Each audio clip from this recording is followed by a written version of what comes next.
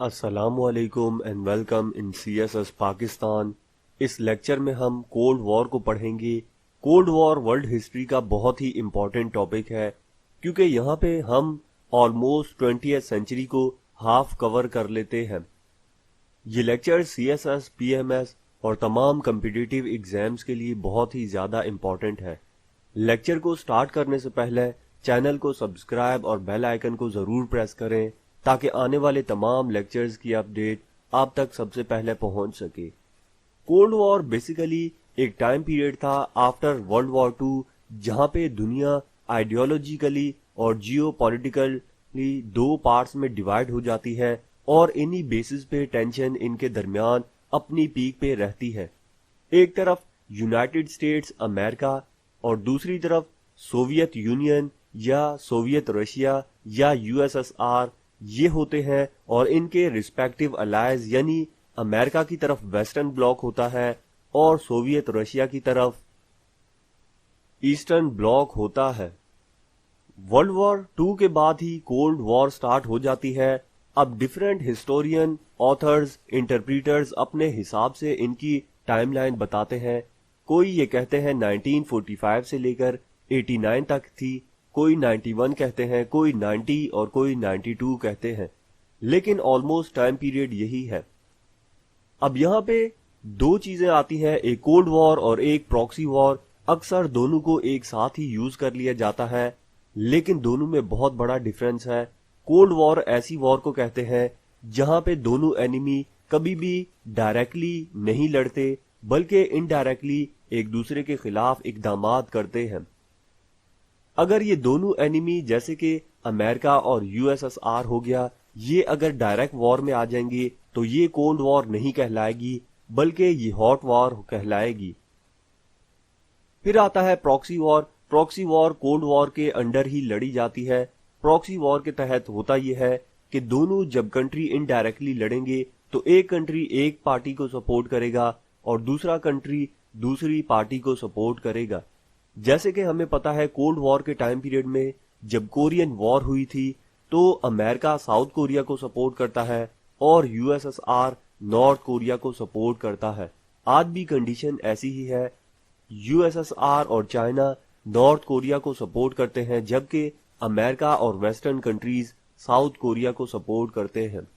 اب cold war کی بہت سی شکلیں ہوتی ہیں، جیسے کہ ہمیں پتا ہے انڈیا اور پاکستان کے درمیان کولڈ وار چل رہی ہے، اسرائیل اور مسلم کنٹریز کے درمیان کولڈ وار چل رہی ہے، امریکہ اور چائنا کے درمیان، چائنا، رشیا اور امریکہ کے درمیان، ویسٹرن کنٹریز کے درمیان اور رشیا کے درمیان۔ اب کولڈ وار چلتی رہتی ہے، اس کی شکلیں چینج ہوتی ہیں۔ یہاں پہ ہم دیکھ سکتے ہیں یہ یورپ ہے۔ یورپ اس ٹائم پہ دو پارٹس میں ڈیوائیڈ ہو چکا تھا۔ ایک طرف ویسٹرن بلاک تھا جو کہ امریکہ کے اتحادی تھے، جن میں Italy, France, Spain, Portugal, United Kingdom یہ کنٹریز آتے ہیں اور ویسٹ جرمنی بھی آتا ہے۔ جرمنی یہاں پہ دو پارٹس میں ڈیوائیڈ ہو چکا تھا، ایک طرف ویسٹ جرمنی جو کہ امریکہ کی طرف تھا اور دوسری طرف ایسٹ جرمنی جو کہ یو ایس ایس آر کی طرف تھا۔ اور یہاں پہ جو ایسٹرن بلاک تھا ریڈ کلر کا، تو یہاں پہ چیکوسلوواکیا، ہنگیریا، رومینیا، بلگیریا، بیلاروس آج کا کنٹری، اسٹونیا، لتھوینیا جو کہ آج کے بالٹک سٹیٹس ہیں یہ، اور سب سے بڑھ کر سوویت رشیا یہ یہاں پہ آتے ہیں۔ پھر کولڈ وار کب سٹارٹ ہوا تھا؟ جو ہسٹورین ہے یہ کہتے ہیں کہ جب American president Harry S Truman نے اپنی ڈاکٹرائن پیش کی تھی ڈسالوشن آف سوویت یونین، یعنی کہ یہ جو ریڈ سوویت رشیا ہے اس کو ڈسالوٹ کیا جائے، تو آتھرز یا ہسٹورین کہتے ہیں کہ یہاں سے بیسیکلی کولڈ وار کا آغاز ہو چکا تھا، کیونکہ پہلے تو پرسیو کیا جا رہا تھا لیکن اب ایک لیگل یا ریٹن ڈاکٹرائن پیش کر دی گئی ہے، تو یہاں سے کولڈ وار سٹارٹ ہو چکا ہے۔ کیونکہ جب بھی آپ ریٹن لکھتے ہیں تو اس کا مطلب ہے آپ وہ چیز قبول کر چکے ہیں۔ لیکن بہت سے ہسٹورین یا آتھرز کہتے ہیں کہ کولڈ وار کی نہ کوئی بگننگ ہوتی ہے نہ کوئی اینڈنگ ہوتی ہے، یہ ایرا چلتا رہتا ہے۔ جیسے کہ ہمیں آج پتا ہے امریکہ اور چائنا کے درمیان کولڈ وار چل رہی ہے، یہ سوویت رشیا تو ٹوٹ گیا ہے لیکن رشیا اور امریکہ کے درمیان آج بھی کولڈ وار چل رہی ہے۔ پھر انڈیا اور پاکستان کی بیسس پہ دیکھیں تو یہاں پہ بھی ان کنٹریز کے درمیان یعنی کہ بڑی طاقتوں کے درمیان کولڈ وار چل رہی ہے. عرب اسرائیل ایشوز کو دیکھیں تو یہاں پہ بھی ان کے درمیان کولڈ وار ہے. پھر افریقہ میں بہت سے کنٹریز ہیں, ساؤتھ امریکہ میں بہت سے ایسے ایشوز ہیں جہاں پہ یہ دونوں جو پاور بلاکس ہیں یہ آپس میں ڈیوائیڈ ہے. ایک بات اپنے مائنڈ میں کلیئر کر لیں, یہ جو بڑی طاقتیں ہیں جیسے کہ امریکہ, رشیا اور چائنا, ان کا ایک ہی خواب ہے کہ یہ سول سپر پاور بنے, اور یہ جتنے بھی چھوٹے کنٹری ہے انڈیا, پاکستان, سعودی عربیہ, آسٹریلیا, ٹرکی, اسرائیل وغیرہ, یہ تمام ان کے لیے صرف ایز اے سورس یوز ہوتے ہیں, یعنی کہ شطرنج میں پیادے کی طرح ان کو یوز کیا جاتا ہے. اگر بہتر لگے گا تو یہ فائدہ دیں گے, اگر یہ ان کے انٹرسٹ پہ پورا نہیں اترے گا بڑی طاقتوں کے تو وہ ان کو ایلیمینیٹ کر دیں گے یا نقصان پہنچائیں گے. پھر کولڈ وار کو کولڈ وار کیوں کہا جاتا ہے؟ جیسے کہ ہم نے پہلے دیکھا, کولڈ وار میں دونوں اینیمی یہ ڈائریکٹلی نہیں کنفرنٹ کرتے, بلکہ جو بھی کنفرنٹریشن ہوتی ہے وہ انڈائریکٹلی ہوتی ہے. تو یہاں پہ کولڈ وار میں بہت سی وار اور کرائسس آتے ہیں, جیسے کہ کورین وار ہو گئی, ویتنام افغانستان وار ہو گئی, کیوبن کرائسس ہو گیا, سوئز کرائسس ہو گیا. تو یہ یہاں پہ کبھی بھی امریکہ اور رشیا ڈائریکٹلی آپس میں ایک دوسرے کے سامنے نہیں آتے. تو کولڈ وار میں کیا جاتا ہے, اپنے اینیمی کو زیادہ سے زیادہ نقصان پہنچایا جاتا ہے, اور جہاں تک ممکن ہو سکے اگر تو اسے توڑ بھی دیا جاتا ہے. جیسے کہ ہمیں پتا ہے سوویت رشیا افغانستان کے گراؤنڈ میں جب آتا ہے, امریکہ کو اچھا موقع ملتا ہے, امریکہ بھر بھر کے ہتھیار اور ڈالرز پرووائڈ کرتا ہے تاکہ اپنے اینیمی کو کمزور کیا جائے, اور ہوتا بھی یہی ہے. اس کا اینیمی سوویت رشیا کمزور ہو جاتا ہے, اور کمزور ہونے کے بعد اس کے ٹکڑے ہو جاتے ہیں, 15 پارٹس میں یہ ڈیوائیڈ ہو جاتا ہے. اب ہم کولڈ وار کی کیریکٹرسٹکس کو دیکھ لیتے ہیں. تو کولڈ وار کو آئیڈیالوجیکل ڈیفرنس کی بیسس پہ سٹارٹ کیا جاتا ہے. جیسے کہ ہمیں پتا ہے امریکہ اور ویسٹرن کنٹریز یہ کیپٹلزم کے آئیڈیالوجی پہ بیس کرتے تھے, ڈیموکریسی کی آئیڈیالوجی پہ, جبکہ جو سوویت رشیا ہے یہ کمیونزم کی آئیڈیالوجی پہ بیس کرتا تھا.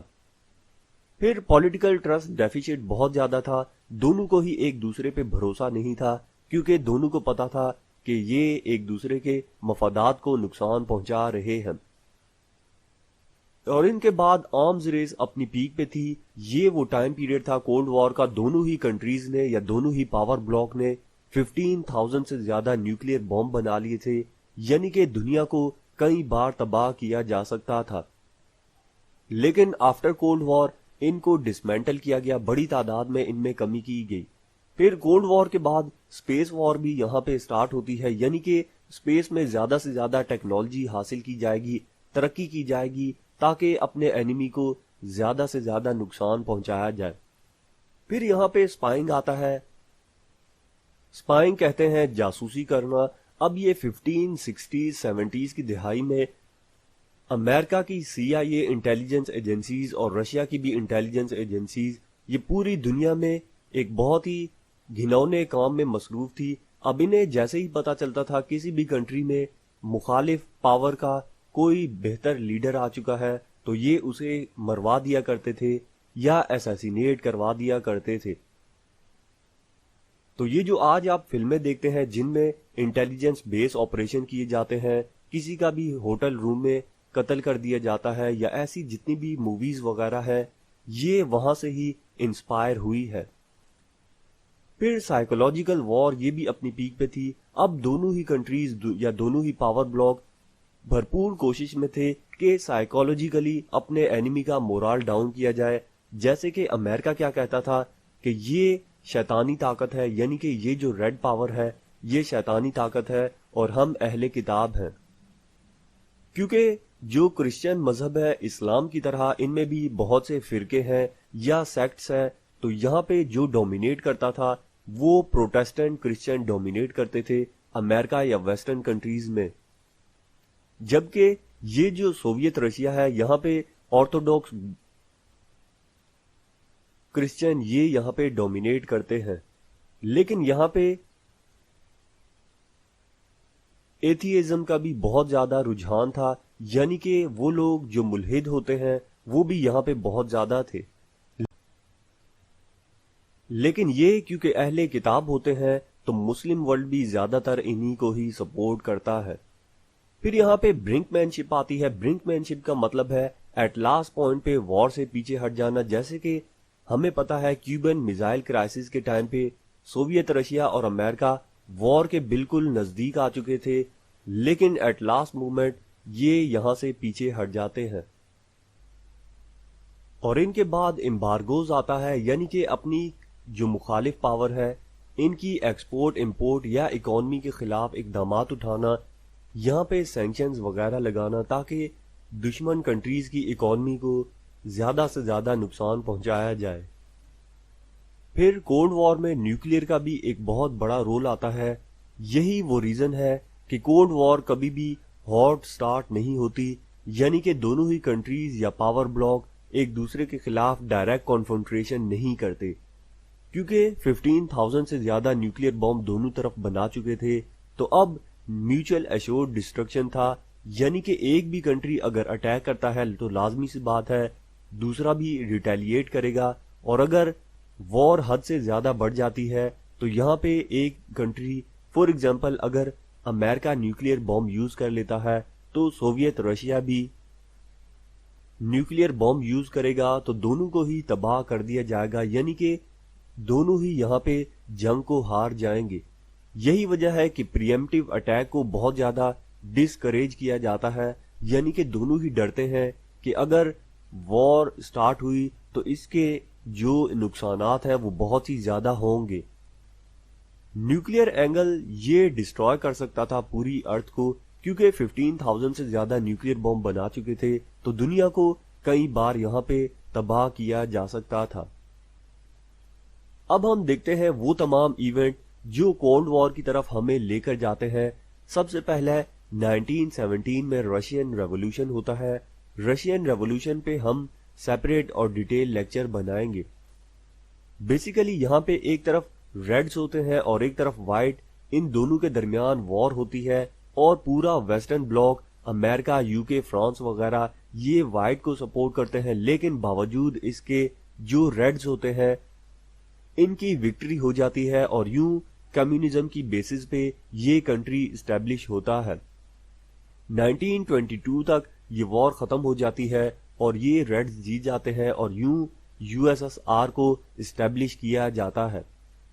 لیکن بعد میں 1933 میں ڈپلومیٹک ریلیشن بٹوین امریکہ اور یو ایس ایس آر یہ بحال ہو جاتے ہیں، اور اس وقت یو ایس ایس آر کے پریزیڈنٹ جوزف اسٹالن ہوتے ہیں، جو کہ ایک بہت ہی زیادہ کروئل ڈکٹیٹر ہوتے ہیں۔ پھر آتا ہے ہمارے پاس ورلڈ وار 1 اور ورلڈ وار 2 کا ٹائم پیریڈ، تو دونوں ہی وار میں امریکہ اور یو ایس ایس آر ایک دوسرے کے الائز ہوتے ہیں اور دونوں مل کر وار لڑتے ہیں اگینسٹ ایکسس پاور۔ جب کولڈ وار ورلڈ وار 2 یہاں پہ ختم ہوتی ہے تو اس کے بعد دو نئی پاورز یا دو نئے پاور بلاک کا رائز ہوتا ہے، ایک طرف یو ایس ایس آر اور دوسری طرف امریکہ ہوتا ہے۔ اب یو ایس ایس آر کو یہ تھریٹ بہت زیادہ ہوتا ہے، کیونکہ ورلڈ وار 1 میں اگر ہم دیکھیں تو جرمنی سے سوویت رشیا پہ اٹیک ہوتا ہے، ورلڈ وار 2 کو اگر ہم دیکھیں تو یہاں بھی ہٹلر سوویت رشیا پہ اٹیک کر دیتا ہے۔ اب سوویت رشیا کو ایک بار پھر یہ خطرہ تھا کہ اگین کوئی تھریٹ یہاں سے جرمنی سے ان پہ ہو سکتا ہے، یا کوئی جرمنی سے ان پہ دوبارہ اٹیک کر سکتا ہے، تو یہ کیا کرتا ہے اپنا انفلوئنس بڑھاتا ہے سینٹرل اور ایسٹرن یورپ میں۔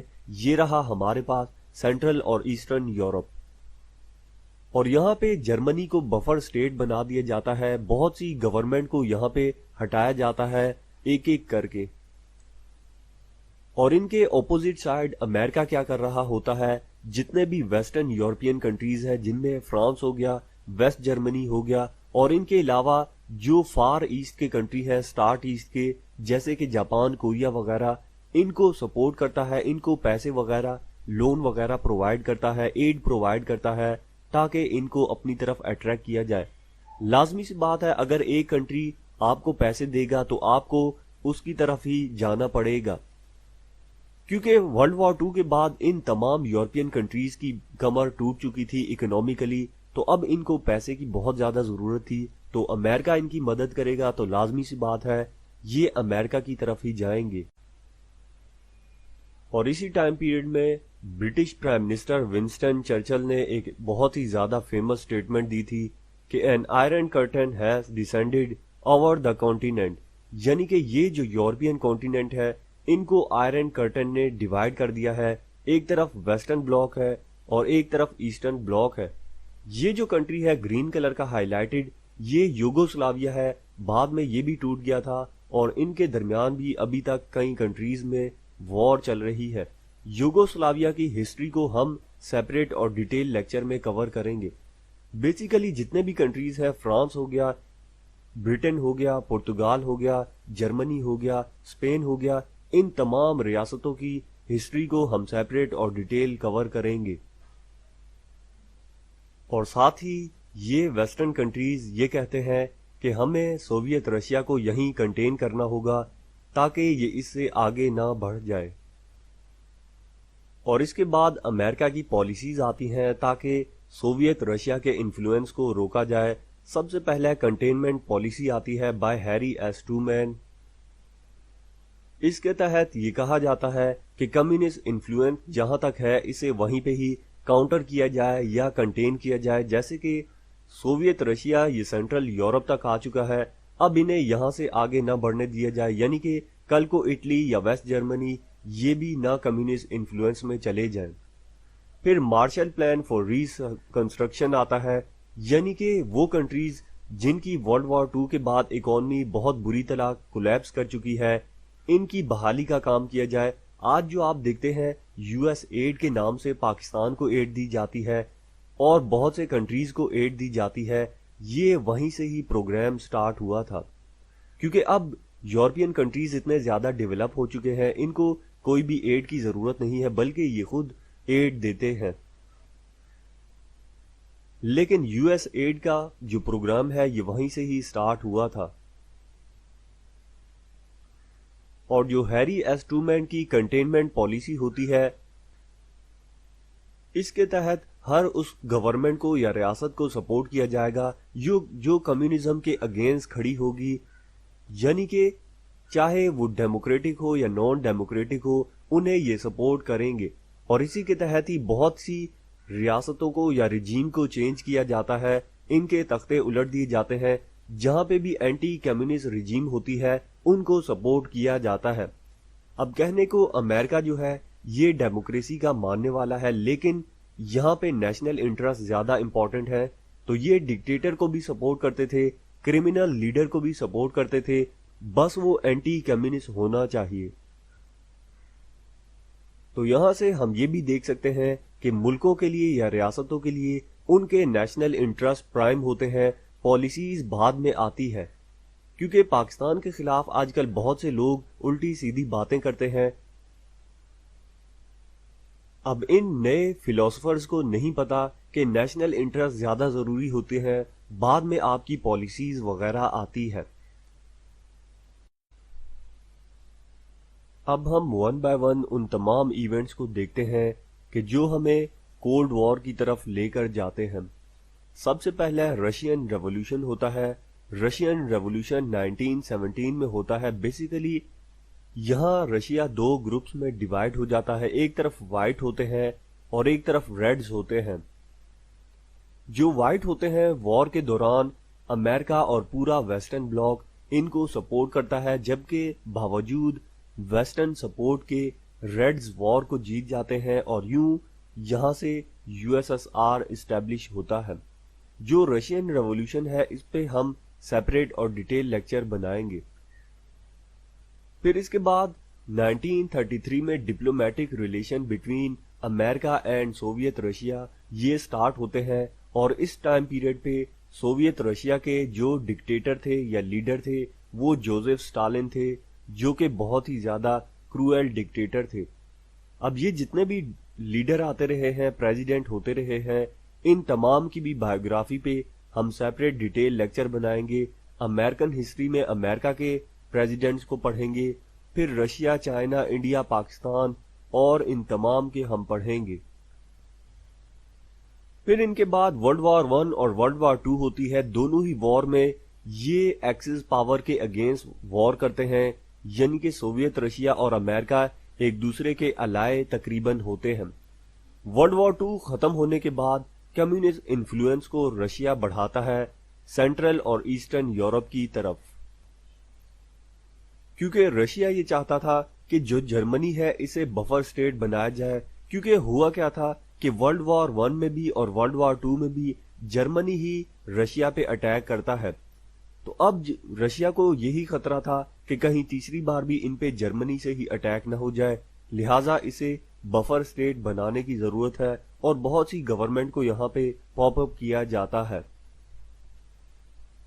ایک طرف رشیا سینٹرل اور ایسٹرن یورپ میں اپنا انفلوئنس بڑھا رہا تھا، تو دوسری طرف امریکہ یہ اپنا influence France, West Germany, Japan, Korea, United Kingdom, ان تمام کنٹریز پہ بڑھا رہا تھا۔ جیسے کہ ہم نے پہلے دیکھا امریکہ ان کنٹریز کو ڈالر اور ایڈ وغیرہ پرووائڈ کر رہا تھا، تو جو بھی آپ کو پیسے دے گا لازمی سی بات ہے آپ اس کی طرف ہی اپنا جھکاؤ کریں گے۔ اور اسی ٹائم پہ ونسٹن چرچل نے ایک فیمس سٹیٹمنٹ دی تھی کہ an iron curtain has descended the continent, یعنی کہ یہ جو یورپ کا کانٹیننٹ ہے یہاں پہ لوہے کی کرٹن بن چکا ہے، جیسے کہ ہم دیکھ چکے ہیں ایک طرف ویسٹرن بلاک ہے اور ایک طرف ایسٹرن بلاک ہے، یعنی کہ ایک طرف فرانس، اسپین، یونائٹڈ کنگڈم اور ویسٹ جرمنی۔ جرمنی بھی یہاں پہ دو پارٹس میں ڈیوائڈ تھا، کچھ یہ ویسٹ کے پاس تھا اور کچھ یہ سوویت رشیا کے پاس تھا۔ دوسری طرف اگر ہم دیکھیں ہنگیریا، رومینیا، بلگیریا، چیکوسلوواکیا، بیلاروس، امریکہ، یہ تمام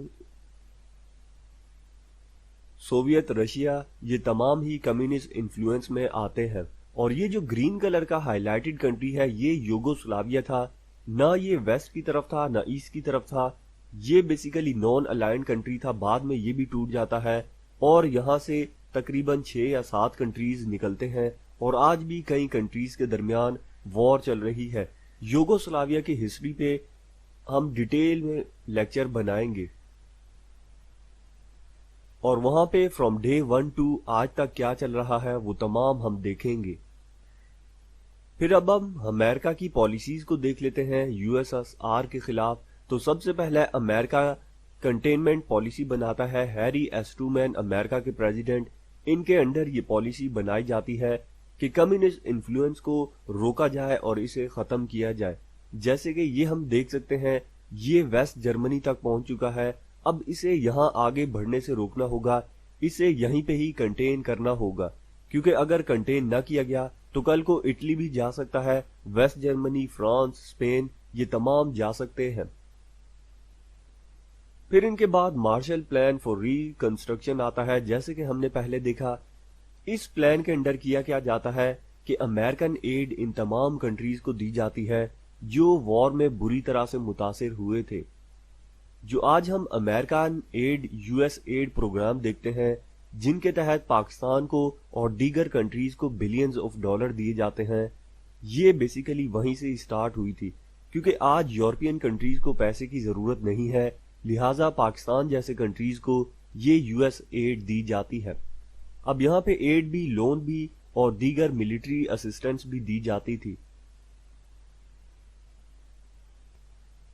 اور پھر اسی کے بعد ہی امریکہ دوڑ میں لگ جاتا ہے کہ کمیونسٹ انفلوئنس کو روکا جائے، اور اسی دوران یہ بہت ہی زیادہ کروئل لیڈر کو بھی سپورٹ کرتے ہیں، ڈکٹیٹر کو بھی سپورٹ کرتے ہیں جو تمام اینٹی کمیونسٹ ہو، کیونکہ ہمیں پتا ہے امریکہ کی آئیڈیالوجی کیا ہے کہ ڈیموکریسی ہو پوری دنیا میں، لیکن یہاں پہ امریکہ کے نیشنل انٹرسٹ یہ سب سے پہلے آتے تھے، تو لہٰذا امریکہ نے کیا کیا، یہ ڈکٹیٹر کو بھی سپورٹ کرتے تھے، وہ پرسن ہو جو امریکہ کی نیشنل سیکیورٹی کے مطابق چلے، یعنی کہ اینٹی کمیونسٹ ہو چاہے وہ کرمنل بھی ہو۔ تو یہ ہوتی ہے ریاستوں کی پالیسی۔ اسی وجہ سے امریکہ آج بھی سپر پاور ہے، کیونکہ وہ اپنی پالیسیز کو بعد میں رکھتا ہے، نیشنل انٹرسٹ کو پہلے رکھتا ہے۔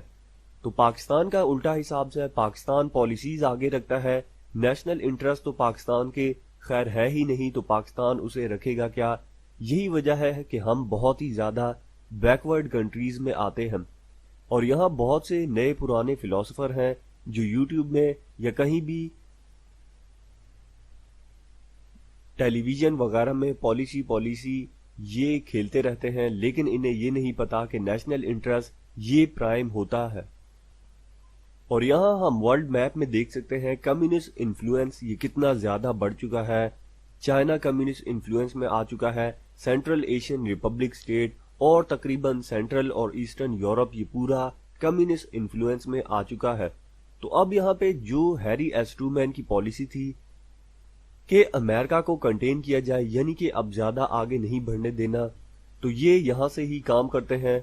اب لوگ کچھ یہ کہتے ہیں کہ کمیونسٹ فلسفی اتنی زیادہ انفلوئنشل نہیں ہے کہ آج یہ ہم پہ آ جائے، لیکن اس دور میں کمیونزم کی پالیسی بہت ہی زیادہ اٹریکٹیو ہوا کرتی تھی اور لوگ یہاں پہ بہت ہی زیادہ تیزی سے اس کو ایکسیپٹ کرتے تھے۔ لیکن یہاں پہ ہی اسے روکنا ہے، یعنی کہ چائنا سے آگے انڈیا، پاکستان، افغانستان، ایران اور ٹرکی، کہیں یہ کنٹریز ان میں نہ چلے جائیں۔ تو یہاں پہ امریکہ کو ایک بفر کیا ملتا ہے؟ مسلم ورلڈ، یعنی کہ اب اگر ہم دیکھیں اسلامک کنٹری پاکستان ہے اور ساتھ ہی افغانستان، ایران اور ٹرکی، اب یہ پٹی آ چکی ہے کیونکہ مسلم کی اپنی آئیڈیالوجی ہے، اسلام پہ بیس کرتی ہے، تو مسلمان کبھی بھی کمیونزم کے انڈر نہیں جا سکتے، نہ ہی کسی اور سویلائزیشن کے انڈر۔ تو یہی ہوتا ہے، یہی مسلم کے ساتھ جب یہ سویلائزیشن ٹکراتی ہے تو یہاں پہ جو حق کی سویلائزیشن ہوگی وہی جیتے گی اور دوسری سویلائزیشن ختم ہو جائے گی، اور ہوتا بھی یہی ہے۔ افغانستان کے گراؤنڈ میں رشیا ٹوٹ جاتا ہے، اور اسی دور میں امریکہ کا پروپیگنڈا کہ یہ جو ریڈ ہے یہ ایول آئی ہے، یعنی کہ شیطانی طاقت ہے، تو یہ اپنی پیک پہ تھا تاکہ مسلم کنٹریز کے اپنے انفلوئنس میں کیا جائے، یہاں پہ ایک پبلک اوپینین بلڈ کیا جائے، کیونکہ جو امریکن تھے یہ بھی اہل کتاب تھے، مسلمان بھی اہل کتاب تھے۔ ظاہر سی بات ہے کرسچن حضرت عیسیٰ کے ماننے والے ہیں اور مسلمان یہ ہولی پروفٹ محمد کے ماننے والے ہیں، تو لہٰذا ان دونوں میں بہت سی چیزیں ملتی جلتی تھی۔ لیکن جو رشین تھے یہ ملحد تھے، اور یہی چیز اسلامک سویلائزیشن میں اور کمیونزم میں ایک بہت بڑا گیپ بنا رہی تھی۔ پھر ان کے بعد برلن بلاکیڈ لگایا جاتا ہے 1948-49 میں۔ یہاں پہ ہوتا یہ ہے کہ یو ایس ایس آر کے جو ڈکٹیٹر ہوتے ہیں جوزف اسٹالن، یہ پورے جرمنی کو آکوپائی کرنے کے لیے یہاں پہ بلاکیڈ لگا دیتے ہیں۔ اگر ہم یہاں اس میپ میں دیکھیں، یہ رہا کمپلیٹ جرمنی، اور جرمنی دو پارٹس میں ڈیوائیڈ ہو چکا ہے، ایک ویسٹ جرمنی جو ویسٹرن کنٹریز کے پاس ہے اور ایسٹ جرمنی جو کہ کمیونزم کے کنٹریز کے پاس ہے۔ اور یہ جو ایسٹ جرمنی ہے یہاں پہ ان کا کیپٹل ہے برلن۔ برلن بھی دو پارٹ میں ڈیوائیڈ ہے، ایک طرف ویسٹرن کنٹریز کا برلن ہے اور ایک طرف کمیونسٹ کنٹریز کا برلن ہے۔ تو جب یہاں پہ یہ بلاکیڈ لگاتے ہیں، بلاکیڈ یہاں پہ یہ رہا برلن کا بلاکیڈ لگایا جاتا ہے کیونکہ یہ بارڈر ہے۔ ظاہر سی بات ہے جب یہاں پہ بلاکیڈ لگے گا تو ویسٹ جرمنی سے کوئی بھی سپلائی نہیں آئے گی، نہ فوڈ نہ واٹر آئے گا، لہٰذا یہ ایسٹ جرمنی میں جو برلن ہے یہاں کے لوگ سرنڈر کر دیں گے۔ لیکن ہوتا یہاں پہ الٹا ہے، لوگ یہاں سے بھاگ کر ویسٹ جرمنی میں جانا شروع کر دیتے ہیں، اور امریکہ اور ویسٹرن کنٹریز کیا کرتے ہیں، یہ ایئر سپلائی سٹارٹ کرتے ہیں، یعنی کہ جہازوں کے تھرو ایئر ڈراپ کرتے ہیں، اور ایسا بھی کہا جاتا ہے تقریباً 2 لاکھ کے قریب یہاں پہ ایئر ڈراپ کیے گئے۔ تو یہ دیکھ سکتے ہیں آپ امریکہ کتنی زیادہ اپنے انٹرسٹ کو فلفل کرنے کے لیے محنت کرتا ہے، اور ایٹ لاسٹ جرمنی یہاں سے پیچھے ہٹ جاتا ہے کیونکہ جرمنی کا جو بلاکیڈ تھا وہ ناکام ہو جاتا ہے۔ امریکہ کی فوڈ سپلائیز اور دیگر سپلائیز وغیرہ یہ کنٹینیوسلی چلتی رہتی ہے، ان میں بلاکیڈ نہیں آتا۔ پھر بعد میں امریکہ اور زیادہ اسرٹیو ہو جاتا ہے، تو 1949 میں نیٹو کو بنایا جاتا ہے، نارتھ اٹلانٹک ٹریٹی آرگنائزیشن۔ یہ بیسیکلی ایک ڈیفینسو ملٹری الائنس ہے، یعنی کہ جو بھی کنٹریز ان نیٹو ممبر میں سے کسی ایک بھی اٹیک کریں گے تو یہ تمام کنٹریز اپنے ڈیفنس میں تمام مل کر اٹیک کر دیں گے. تو اب امریکہ کا جو پلڑا ہے یہ بھاری ہو چکا ہے، کیونکہ یہاں پہ امریکہ کے ساتھ 10 20 30 جتنے بھی نیٹو کے کنٹریز آتے ہیں، یہ تمام اگر مل کے سوویت رشیا پہ اٹیک کر دیں تو رشیا کا بہت بڑا نقصان ہوگا. اور اسی دوران چائنا یہ انڈر کمیونزم پاور میں چلا جاتا ہے. بیسیکلی چائنا میں بھی دو گروپس کے درمیان وار ہوتی ہے، ایک پی آر سی اور آر او سی، اور یہ جو ہے P R see people republic of China بنتا ہے، اور آر او سی یہ تائیوان چلے جاتے ہیں. یہ کیا تھا، ان پہ ہم سیپریٹ اور ڈیٹیل لیکچر بنائیں گے جہاں پہ ہم چائنا کی ہسٹری کو کمپلیٹ کور کریں گے. بعد میں یو ایس ایس آر یہ نیوکلیئر ویپن بنا لیتا ہے، تو اب جو کمیونسٹ کنٹریز ہیں ان کا کانفیڈنس بہت زیادہ ہائی ہو جاتا ہے، کیونکہ ہمیں پتا ہے کہ امریکہ نے ورلڈ وار 2 میں ہیروشیما اور ناگاساکی یعنی جاپان کے شہروں میں نیوکلیئر بوم ٹیسٹ کیا ہے. لیکن اب جو رشیا ہے اس کے پاس بھی نیوکلیئر بوم آ چکا ہے، تو لہٰذا یہاں پہ جو بیلنس آف پاور ہے یہ ایکول ہو چکا ہے، اور ڈیٹرنس بھی آ چکا ہے. یعنی کہ اب اگر ایک بھی کنٹری اٹیک کرتا ہے تو لازمی سی بات ہے دوسرا کنٹری نیوکلیئر بوم یوز کر سکتا ہے، اور ان میں بہت زیادہ ان کا نقصان ہوگا. اور یہی نیوکلیئر سائٹ ہے جو کہ بہت بڑا رول پلے کرتی ہے کہ کبھی بھی یہ کولڈ وار ہاٹ وار میں کنورٹ نہیں ہوتی. یعنی کہ دونوں ہی کنٹری کبھی بھی ڈائریکٹلی کانفلکٹ میں نہیں آتے. تو نیوکلیئر سائٹ کو اگر ہم دیکھیں، یہ پہلا ایسا بوم انسان نے بنا لیا ہے یا ہتھیار بنا لیا ہے جو کہ پوری ہیومینٹی کو ختم کر سکتا ہے. اب اس سے پہلے کیا ہوتا تھا کہ دو فوجیں آمنے سامنے آتی تھی اور وار کے ذریعے لڑتی تھی. یہاں پہ ایک جیت جاتی تھی جو طاقتور ہوتی تھی، بظاہر نظر آ جاتا تھا کہ کون جیتے گا. لیکن اب کیا ہے، اب جو نیوکلیئر بوم ہے یہ اگر یوز کر لیا جاتا ہے تو لاکھوں کروڑوں کی فوج ایک ہی منٹ میں ختم ہو سکتی ہے. تو یہ ڈیٹرنٹ کا کام کرتا ہے جس کی وجہ سے ہاٹ وار کبھی بھی نہیں ہوتی. پھر اینیلیشن پوری ہیومینٹی کو یہ ختم کر سکتا ہے، کیونکہ کولڈ وار کے دوران 15,000 سے زیادہ امریکہ اور رشیا نے بم بنا لیے تھے. یعنی کہ پوری دنیا کو کئی بار تباہ کیا جا سکتا تھا. پھر ان میں اور ترقی کی جاتی ہے، بیلسٹک میزائل بنائے جاتے ہیں جو کہ تھاؤزنڈز آف کلومیٹر دور تک بم لے کے جائیں گے. پہلے کیا ہوتا تھا، پہلے ایک ایروپلین آئے گا، ایروپلین آ کے یہاں پہ بم ڈراپ کر کے چلا جائے گا.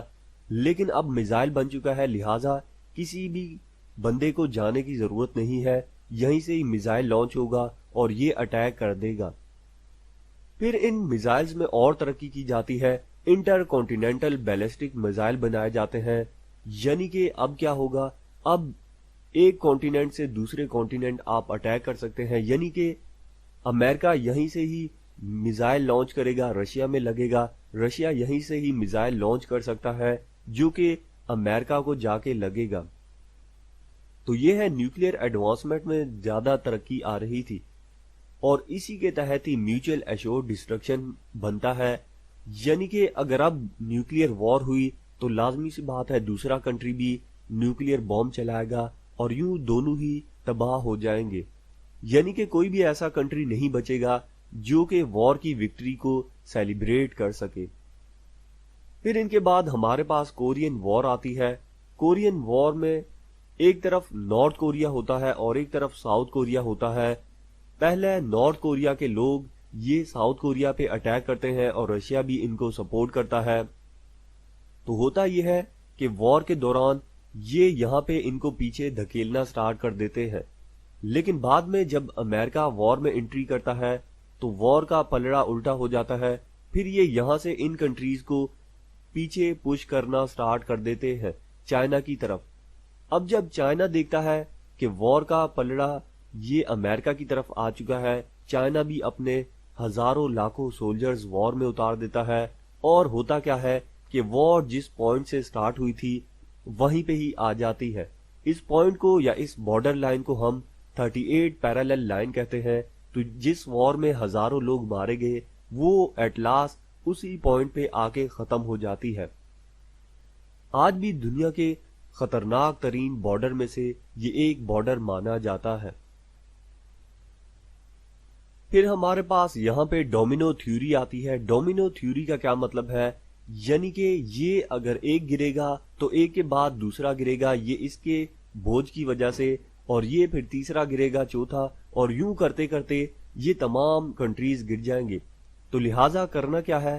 کرنا یہ ہے کہ کہیں نہ کہیں اسے روکنا ہوگا۔ اگر ہم یہاں پہ روک لیتے تو یہ کوریا نہیں گرتا، تو یہاں روک لیتے ویتنام نہیں گرتا، اب یہ ایک گرے گا، کرتے کرتے یہ تمام گریں گے۔ تو لہٰذا اسے روکا کہاں جاتا ہے؟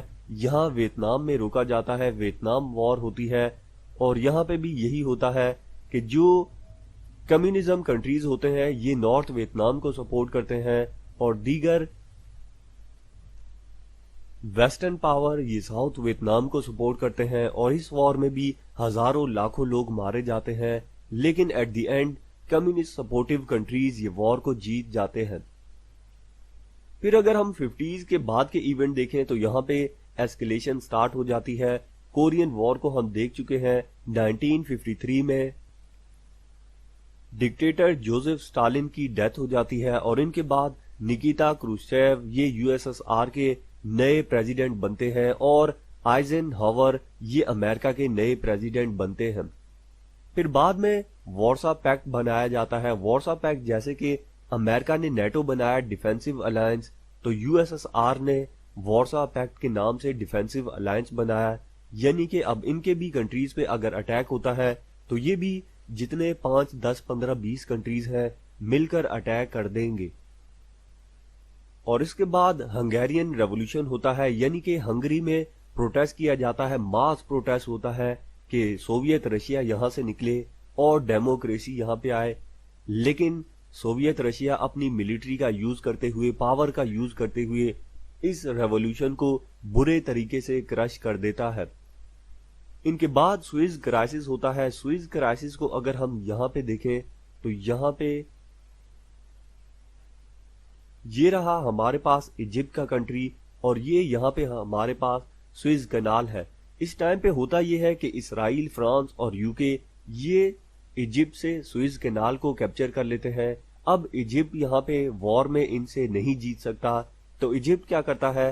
یہ رشیا کو کہتا ہے، اور سوویت رشیا کیونکہ نیوکلیئر پاور تھا تو یہ فوراً ہی امریکہ کو کہتا ہے اگر یہ کنٹریز سوئز کنال سے پیچھے نہیں ہٹے تو میں اٹیک کر دوں گا۔ اب امریکہ کو یہ پتا چل جاتا ہے کہ وار یہاں پہ ڈائریکٹ ہو سکتی ہے، لہٰذا امریکہ اسرائیل اور فرانس اور UK کو کہتا ہے کہ آپ سوئز کنال چھوڑ دیں ورنہ نیوکلیئر وار بھی ہو جائے گی۔ کیونکہ نیوکلیئر وار کیسے ہوگی؟ اگر سوویت رشیا یہاں پہ آتا ہے تو لازمی سی بات ہے امریکہ کو بھی مجبوری میں اسرائیل کے لیے آنا پڑے گا، تو یوں ڈائریکٹ کنفرنٹریشن ہو جائے گی، اور یہ اگر اور بڑھ گئی تو نیوکلیئر وار بھی ہو سکتی ہے۔ جیسے کہ ہمیں پتا ہے جنگیں ڈائریکٹ بڑے لیول پہ نہیں جاتی، پہلے چھوٹے سے کلیش ہوتے ہیں چھوٹے ایریاز پہ، پھر بڑے یہ ڈسپیوٹ میں کنورٹ ہو جاتی ہے اور بڑی وار ہوتی ہے۔ جیسے ہم دیکھیں اگر کشمیر کا معاملہ ہے، ایک چھوٹے ایریا کا معاملہ ہے، لیکن دونوں ہی نیوکلیئر پاور کئی بار وار لڑ چکی ہے، تو یہی ہوتا ہے چھوٹے سے ایشو پہ بڑی وار ہو جاتی ہے۔ جب امریکہ اسرائیل، فرانس سے اور یونائٹڈ کنگڈم سے کہتا ہے تو یہ فوراً ہی پیچھے ہٹ جاتے ہیں، اور سوئز کنال واپس ایجپٹ کی آکوپیشن میں آ جاتی ہے۔ پھر انڈو چائنا وار ہوتی ہے، یعنی کہ ویتنام وار ہوتی ہے، اسے بھی ہم دیکھ چکے ہیں، اور اسی ٹائم پیریڈ میں اسپیس ریس سٹارٹ ہوتی ہے، یعنی کہ اب سیٹلائٹ بنائے جاتے ہیں۔ پہلے کیا ہوتا تھا؟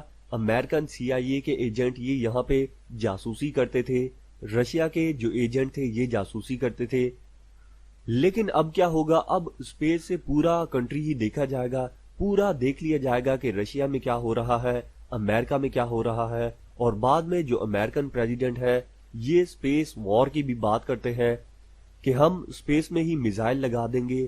جیسے کہ آج ہم دیکھ سکتے ہیں بہت سی موویز اور گیمز بھی بنائی جاتی ہیں، یہ کانسیپٹ امریکن پریزیڈنٹ یا امریکن ملٹری نے ہی دیا تھا۔ اب تک ہم نے دیکھا ایک ویسٹرن بلاک بنتا ہے اور ایک کمیونزم کا بلاک بنتا ہے، لیکن ایک تیسرا بھی بلاک بنتا ہے جو کہ نان الائنڈ کنٹریز آتے ہیں۔ تو یہ ہمارے پاس کمپلیٹ اسلامک کنٹریز ہے. پھر افریقہ آ جاتا ہے, انڈیا وغیرہ, اور یہ ایسٹ ایشین کنٹریز آتے ہیں, اور یہ یہاں پہ یوگوسلاویا ہے. یہ کچھ کنٹریز نان الائنڈ کنٹریز ہوتے ہیں, یعنی کہ نہ ہم امریکہ کی یا اس کے بلاک کی طرف ہے, نہ سوویت رشیا کے بلاک کی طرف ہے. یہ کنٹریز نیوٹرل ہے, لیکن جب بھی دو بڑے گروپس میں وار ہوتی ہے تو نیوٹرل کچھ بھی نہیں ہوتا. یہ کنٹریز کہنے کو نیوٹرل تھے, لیکن انڈائریکٹلی یہ کسی نہ کسی کے ساتھ تھے, جیسے کہ پاکستان امریکہ کا الائے تھا اور انڈیا یہ سوویت رشیا کا الائے تھا. اور جو ایران ہے, کیونکہ ایران میں اسلامک ریولوشن نہیں تھا آیا, تو ایران بھی امریکہ کا الائے تھا. سعودی عربیہ, یہ تمام مسلم کنٹریز بھی امریکہ کی طرف ہی تھے. اور اب امریکہ کو کیا کرنا ہے؟ امریکہ کو جہاں پہ سوویت رشیا کو کاؤنٹر کرنا ہے, وہیں پہ ہی ان کنٹریز کو بھی اپنے ساتھ ملانا ہے. تو امریکہ کیا کرتا ہے اسی پیریڈ میں؟ بہت سی گورنمنٹ کو اوور تھرو کرتا ہے, کیونکہ ایک طرف سوویت رشیا اپنا انفلوئنس بڑھا رہا تھا. سوویت رشیا پیسہ نہیں دیتا, بلکہ لوگوں کے تھرو گورنمنٹ کو اوور تھرو کروایا کرتا تھا.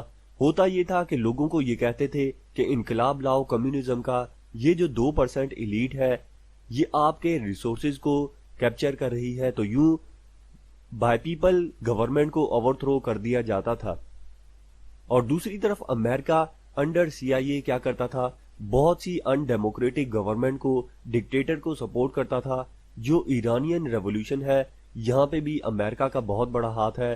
گواٹیمالا, ڈومینیکا, چلی, برازیل, ان تمام کنٹریز کے انڈر, اور بہت سے کنٹریز ایسے ہیں یہاں پہ ڈیفرنٹ قسم کی گورنمنٹ کو سپورٹ کیا جاتا ہے. اب ایران میں اس ٹائم پہ جو شاہ ہوا کرتے تھے, ان کو امریکہ بڑھ چڑھ کے سپورٹ کرتا ہے. جو 1965 کی انڈیا اور پاکستان کی وار ہوئی تھی, تو یہ ایران کے جو شاہ تھے یہ کھل کر پاکستان کو سپورٹ کرتے ہیں, اپنے ایروپلین وغیرہ بھی دیتے ہیں, پیسے بھی دیتے ہیں, کیونکہ امریکہ کی فل فلیج سپورٹ ان کے ساتھ تھی.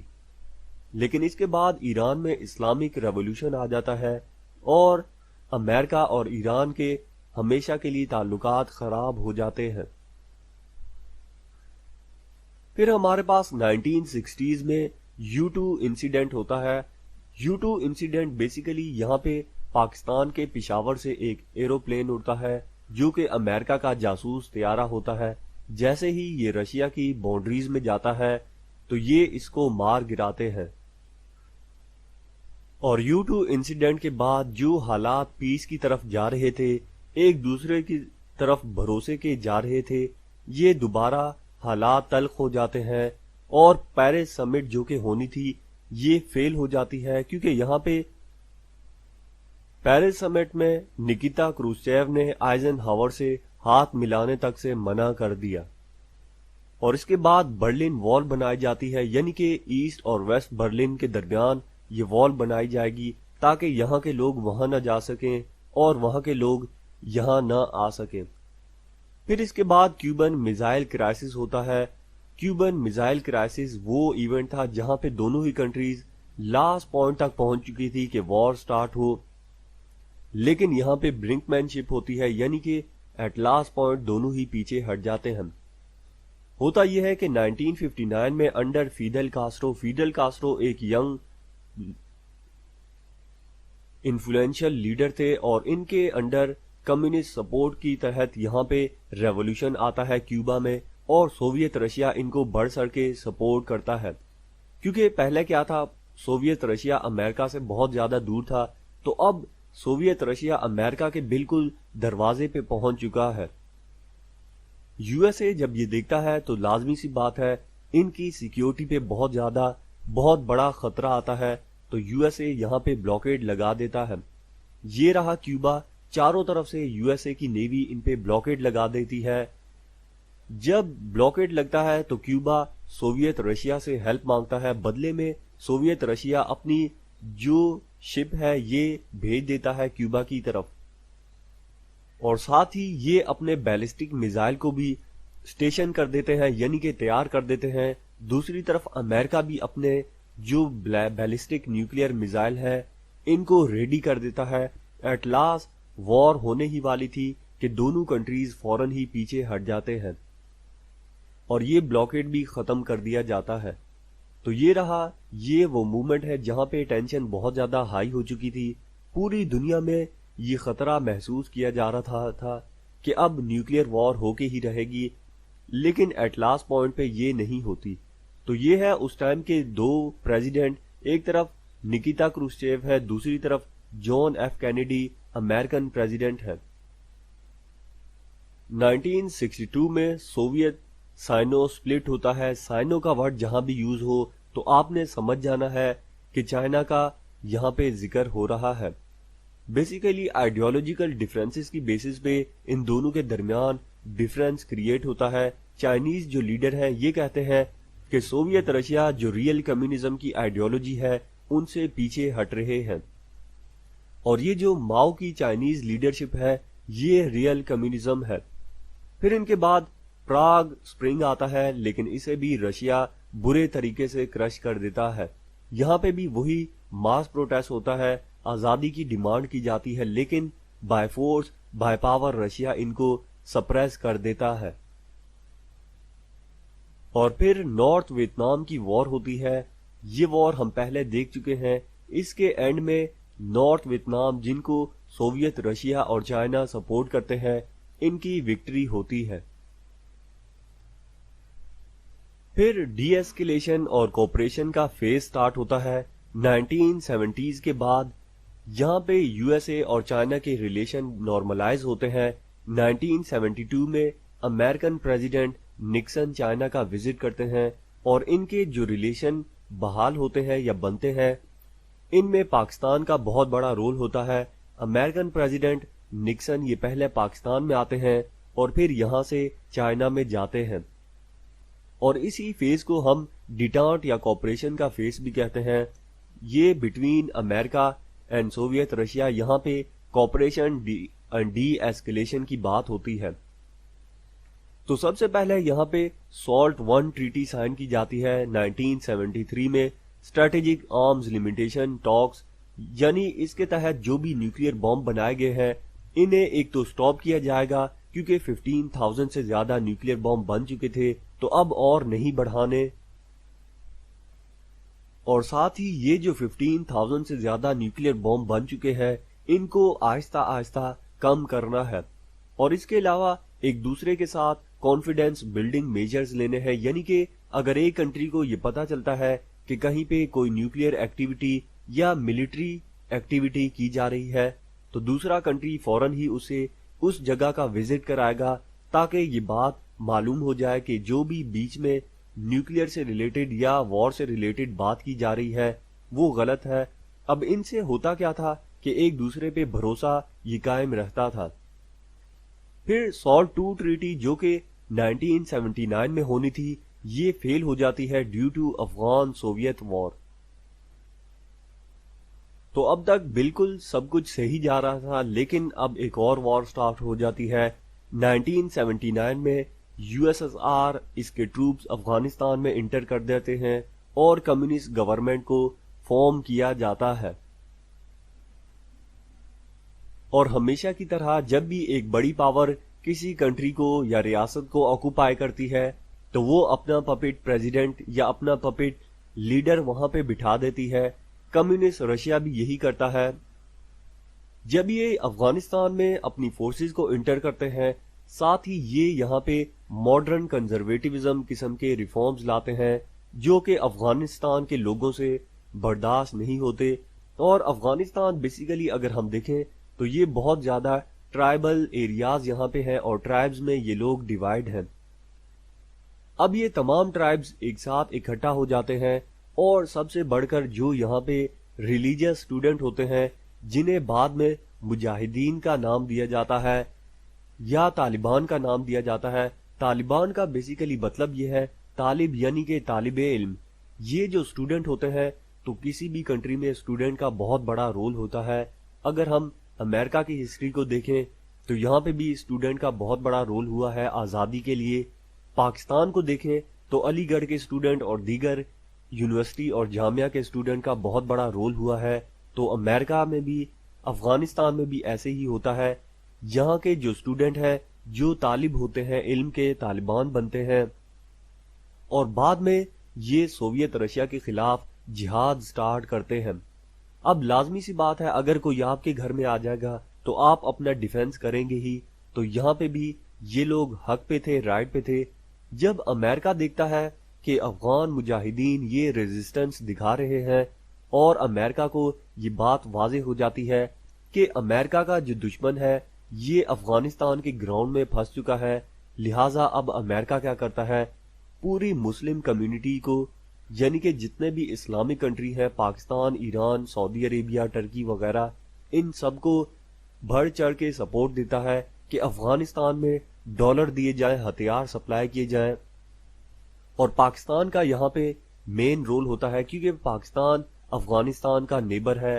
پاکستان سے ہی جو سپلائیز وغیرہ تھی یہ جاتی تھی اور سعودی عربیہ سے، یو اے ای سے ڈالرز وغیرہ جایا کرتے تھے. تو یوں افغان مجاہدین کی بڑھ چڑھ کے سپورٹ کی جاتی ہے اور ساتھ ہی جو کوپریشن کا ٹائم پیریڈ تھا، ڈیٹانٹ تھا، یہ ختم ہو جاتا ہے کیونکہ اب وار سٹارٹ ہو چکی ہے. اور اس کے بعد 1980s میں جو اولمپکس ہونے تھے ماسکو میں، یہ بائیکاٹ کر دیے جاتے ہیں امریکہ اور ویسٹرن کنٹریز کی طرف سے. پھر 84 میں جو لاس اینجلس کے اولمپکس ہونے تھے، یہاں پہ سوویت رشیا اور ان کے الائز بائیکاٹ کر دیتے ہیں. پھر آتے ہیں امریکہ کے پریزیڈنٹ رونلڈ ریگن، جو کہ امریکن ہسٹری کے جو بہترین پریزیڈنٹ ہیں ان میں سے ایک مانے جاتے ہیں. 40th پریزیڈنٹ آف امریکہ یہ بنتے ہیں اور ان کے جو فادر تھے وہ ایک سیلز مین تھے. تو یہ امریکہ کی بہت بڑی بات ہے کہ یہاں پہ ایک سیلز مین کا بھی بیٹا پریزیڈنٹ بن سکتا ہے. اور اگر ہم پاکستان کو دیکھیں تو یہاں پہ ڈائنیسٹی چل رہی ہے، یعنی کہ باپ کے بعد بیٹا یا بیٹی، پھر اس کے بعد پوتا یا پوتی، پھر اس کے بعد پڑ پوتا یا پڑ پوتی، یعنی کہ ہم نسل در نسل غلام چل رہے ہیں. تو جہاں پہ کوئی میرٹ پہ بندہ نہیں آئے گا وہ ملک کبھی بھی آگے نہیں جائے گا، کیونکہ جو لوور کلاس سے بندہ اٹھ کے آتا ہے وہی جانتا ہے کہ گلیوں اور محلوں کے، یعنی کہ گراؤنڈ لیول پہ کیسے حالات ہیں. تو رونلڈ ریگن ایک بہت ہی زیادہ چالاک، ہوشیار اور سمجھدار قسم کے انسان ہوتے ہیں، بہادر بھی ہوتے ہیں. امریکن پریزیڈنٹ جتنے بھی آئے ہیں ان تمام کی بایوگرافی کو ہم سیپریٹ اور ڈیٹیل لیکچر میں کور کریں گے. رونلڈ ریگن جو کہ ایک سیلز مین کے بیٹے تھے، یہ جانتے تھے کہ ہر چیز کو کس طرح ڈیل کرنا ہے اور ہر کسی کے ساتھ کس طرح بارگین کرنا ہے. ایک طرف یہ پاکستان کے ساتھ بارگین کرتے ہیں، سعودی عربیہ کے ساتھ، تمام مسلم کنٹریز کے ساتھ. دوسری طرف یہ اپنی ملٹری سپینڈنگ کو بہت زیادہ انکریز کر دیتے ہیں، جبکہ یو ایس ایس آر نہیں کر پاتا کیونکہ ان کی اکانومی یہ شرنک ہو رہی تھی. پھر اس کے ساتھ یہ اسٹریٹجک ڈیفنس انیشیٹو بھی لیتے ہیں، یعنی کہ اب یہ امریکن پریزیڈنٹ اعلان کرتے ہیں کہ ہم ڈائریکٹ سیٹلائٹ پہ ہی نیوکلیئر میزائل لگا دیں گے، یعنی کہ صرف یہاں سے بٹن دبانا ہے اور میزائل سوویت رشیا میں جا کے لگے گا. اور اس ٹائم پہ سوویت رشیا بہت ہی زیادہ پیچھے ہو چکا تھا ٹیکنالوجی کی لیول میں، اکنامی کے لیول میں، تو یہ یہاں سے پیچھے ہٹ جاتے ہیں. پھر اس کے بعد لارج ملٹری ایکسرسائزز کنڈکٹ کی جاتی ہے بائی نیٹو. اب نیٹو یہ رشیا کے بارڈر کے بہت ہی زیادہ قریب ملٹری ایکسرسائزز کر رہے ہوتے ہیں ایبل آرچر کے نام سے، اور یوں رشیا بھی اپنی ملٹری کو ہائی الرٹ کر دیتا ہے کیونکہ اب یہ پرسیو کر رہے تھے کہ ان پہ اٹیک ہوگا اور اپنے جو نیوکلیئر ایسٹ ہے ان کو بھی ریڈی کر دیتے ہیں. اور اسی دوران ساؤتھ کوریا کا سیویلین پلین اسے بھی شاٹ ڈاؤن کر دیا جاتا ہے جو کہ یو ایس ایس آر کی حدود سے جا رہا ہوتا ہے. اب وار میں یہی ہوتا ہے، ٹینشن میں پتہ نہیں چلتا کہ کون سا پلین یہ سیویلین ہے یا ملٹری پلین ہے. جیسے کہ ایئر 2019 میں جب انڈیا اور پاکستان کے درمیان کشمیر پہ ٹینشن ہائی ہو چکی تھی تو انڈیا نے وہاں پہ اپنا ہی ہیلی کاپٹر مار گرایا تھا جس میں کئی ہائی ملٹری آفیسرز بھی مارے گئے تھے.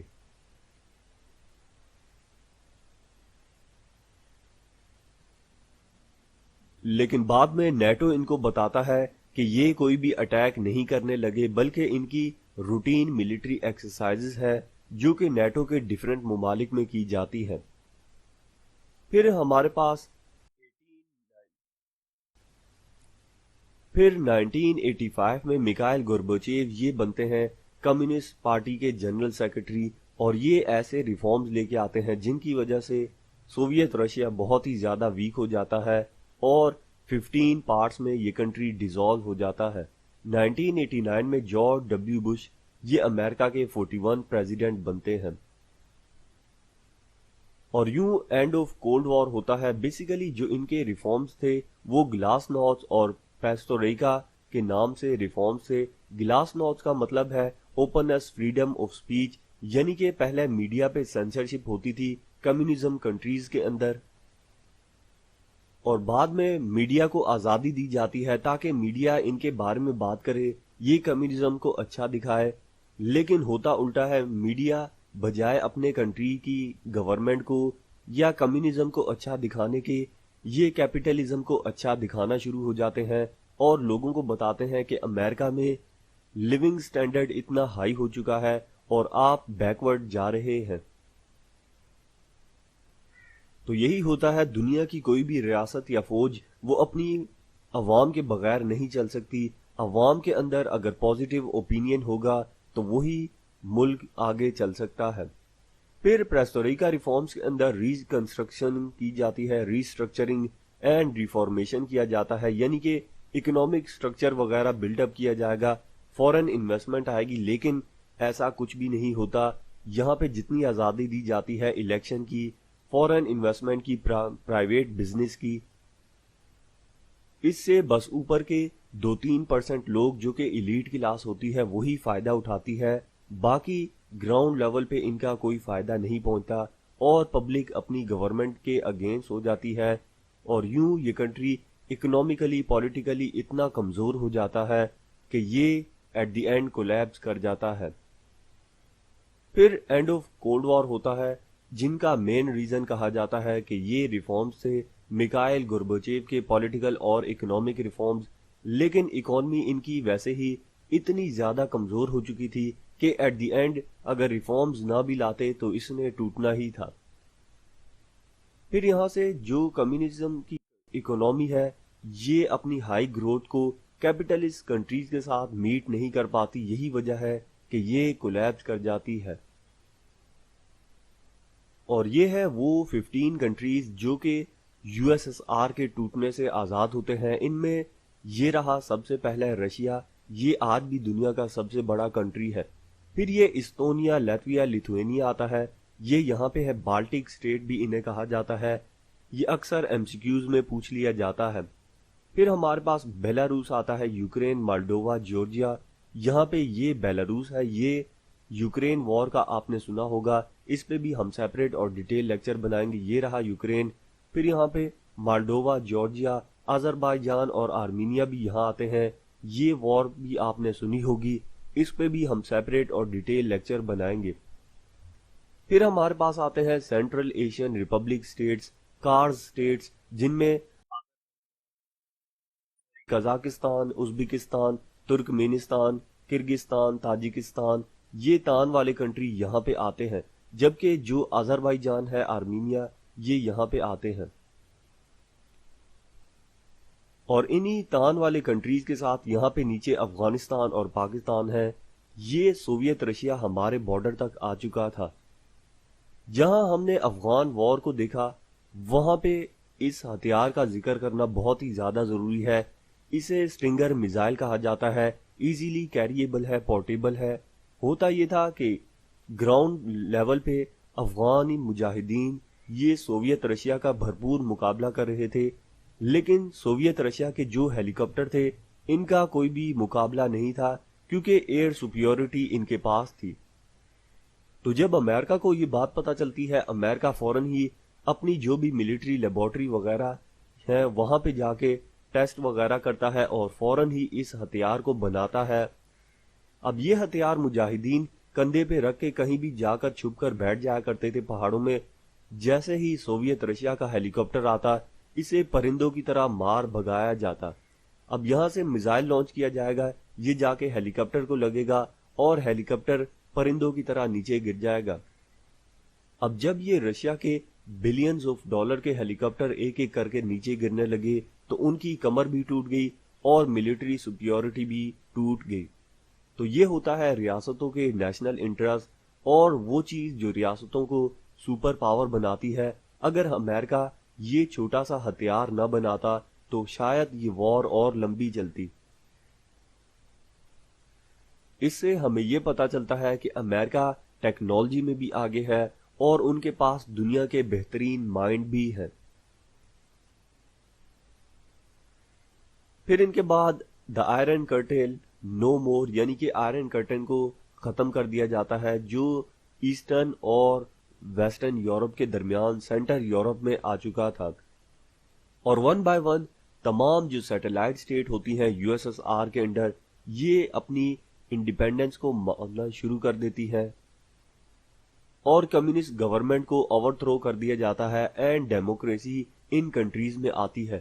اب یہاں پہ جو بھی ریفارمز وغیرہ آتے ہیں، کوئی سوویت رشیا یہاں پہ کسی قسم کی پاور کا یوز نہیں کرتا کیونکہ یہ آلریڈی بہت ہی زیادہ کمزور ہو چکے تھے، ایکسیپٹ رومینیا میں یہاں تھوڑا سا مسئلہ ہوتا ہے، باقی تمام کنٹریز میں پیسفل ریولوشن آتے ہیں، کوئی ملٹری کا سوویت رشیا کی طرف سے یوز نہیں کیا جاتا اور برلن وال کو بھی گرا دیا جاتا ہے، اینڈ ایٹ لاسٹ 1990 میں ایسٹ اینڈ ویسٹ جرمنی کو بھی یونائٹ کر دیا جاتا ہے۔